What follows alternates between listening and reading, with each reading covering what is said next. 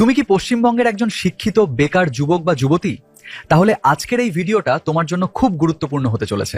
যুব শক্তি প্রকল্প খুব শীঘ্রই রাজ্যে শুরু হতে পারে, যেখানে বেকার চাকরি প্রার্থীদের প্রতি মাসে ৩,০০০ টাকা পর্যন্ত আর্থিক সহায়তা পাওয়ার সম্ভাবনা রয়েছে। কারা আবেদন করতে পারবে, কি কি ডকুমেন্ট লাগবে, অনলাইনে না অফলাইনে আবেদন হবে, আর যারা আগে যুবসাথী প্রকল্পে ছিল তারা কি নতুন করে সুবিধা পাবে, সবকিছু আজকের ভিডিওতে স্টেপ বাই স্টেপ খুব সহজ ভাষায় জানিয়ে দেব।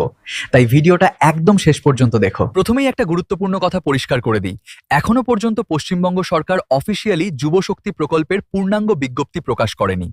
তবে বিভিন্ন সূত্র এবং সম্ভাব্য আপডেট অনুযায়ী জানা যাচ্ছে, শিক্ষিত বেকার যুবক যুবতীদের জন্য নতুনভাবে আর্থিক সহায়তার ব্যবস্থা আনা হতে পারে। এখন সবচেয়ে গুরুত্বপূর্ণ প্রশ্ন, কারা এই প্রকল্পে আবেদন করতে পারবে? সম্ভাব্য যোগ্যতার মধ্যে যেগুলো সামনে আসছে সেগুলো হলো: আবেদনকারীকে পশ্চিমবঙ্গের স্থায়ী বাসিন্দা হতে হবে, শিক্ষিত বেকার হতে হবে, বর্তমানে কোনো স্থায়ী সরকারি চাকরিতে থাকা যাবে না, চাকরির প্রস্তুতি নিচ্ছে বা চাকরি খুঁজছে এমন প্রার্থীদের অগ্রাধিকার দেওয়া হতে পারে। বয়সের কথাও অনেকেই জানতে চাইছ। সম্ভাব্যভাবে ২১ থেকে ৪০ বছরের মধ্যে বয়স থাকলে আবেদন করা যেতে পারে। আর শিক্ষাগত যোগ্যতা হিসেবে মাধ্যমিক পাস বা তার বেশি যোগ্যতা চাওয়া হতে পারে।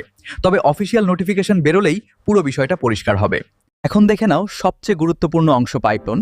কি কি ডকুমেন্ট লাগতে পারে? আধার কার্ড, ভোটার কার্ড বা রেসিডেন্স প্রুফ, মাধ্যমিকের অ্যাডমিট বা জন্ম প্রমাণপত্র, শিক্ষাগত মার্কশিট ও সার্টিফিকেট, ব্যাংক পাসবুকের front page, passport size photo, mobile number. আর একটা বিষয় অবশ্যই খেয়াল রাখবে, ব্যাংক অ্যাকাউন্টে কেওয়াইসি আপডেট আছে কিনা সেটা আগে থেকেই চেক করে নেবে। অনেকেরই আগের বিভিন্ন স্কিমের টাকা ব্যাংকে আসেনি শুধুমাত্র কেওয়াইসি সমস্যা বা আধার লিঙ্ক না থাকার কারণে। এখন প্রশ্ন হচ্ছে এবারে আবেদন কিভাবে হবে। দেখো, এখনো অফিসিয়াল পোর্টাল চালু না হলেও দুটি সম্ভাবনা রয়েছে।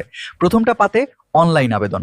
যদি অনলাইনে ফর্ম ফিল আপ হয় তাহলে অফিসিয়াল ওয়েবসাইটে গিয়ে ফর্ম পূরণ করতে হবে। সেখানে নাম, ঠিকানা, শিক্ষাগত যোগ্যতা, ব্যাংক ডিটেলস সব তথ্য দিতে হবে। এছাড়াও ফটো এবং সিগনেচার আপলোড করতে হতে পারে নির্দিষ্ট সাইজে। আর যদি অফলাইনে আবেদন নেওয়া হয় সেক্ষেত্রে ফর্ম প্রিন্ট আউট করে সঠিকভাবে পূরণ করতে হবে। তারপর সমস্ত ডকুমেন্ট অ্যাটাচ করে বিডিও অফিস, এসডিও অফিস অথবা বিশেষ ক্যাম্পে জমা দিতে হতে পারে। এখন একটা বড় প্রশ্ন, যারা আগে যুবসাথী প্রকল্পের নাম নথিভুক্ত করেছিল তারা কি অটোমেটিকভাবে সুবিধা পাবে? দেখুন, সরকার যদি পুরনো ডেটাবেস ব্যবহার করে তাহলে নতুন আবেদন ছাড়াই সুবিধা দেওয়া যেতে পারে। কিন্তু যদি নতুন করে ভেরিফিকেশন বা ফ্রেশ আবেদন শুরু হয় তাহলে আবার ফর্ম ফিল আপ করতে হতে পারে। তাই আমার পরামর্শ থাকবে, এখন থেকেই সব ডকুমেন্ট রেডি করে রাখো, কারণ অফিসিয়াল আপডেট বেরোলেই অনেক ভিড় শুরু হয়ে যাবে।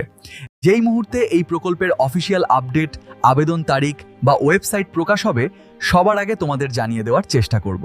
তাই চ্যানেলটি সাবস্ক্রাইব করে পাশে থাকা বেল আইকনটা অন করে রাখো। আর ভিডিওটা ইউজফুল মনে হলে অবশ্যই একটা লাইক করে দিও।